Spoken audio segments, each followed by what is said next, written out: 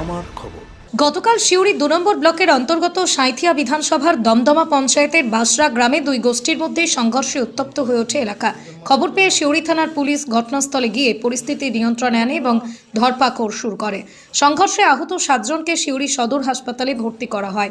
এই ঘটনায় মোট 5 জনকে সিউড়ি আদালতে তোলা হলে মহামান্য বিচারক জামিন খারিজ করে 7 দিনের জেল হেফাজতের নির্দেশ দেন। আগামী 17 তারিখ ফের আদালতে তোলা হবে অভিযুক্তদের।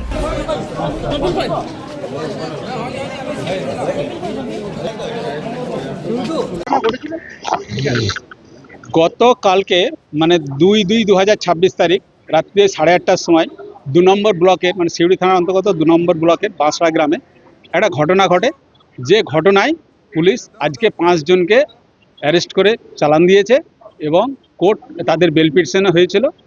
কোর্ট সে বেল পিটিশন রিজেক্ট করেছে এবং 9 দিয়ে সিডি রেখেছে আর 17 দিয়ে প্রোডাকশনের ডেট রেখেছে। হ্যাঁ, সবকটাই যেছে। আমার নাম Muktab Hossain, APP CGM court Suri বিল।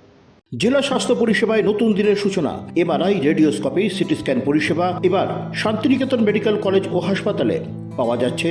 অত্যাধুনিক ব্লাড ব্যাংক ও প্যাথোলজি ল্যাবের সুবিধা রয়েছে।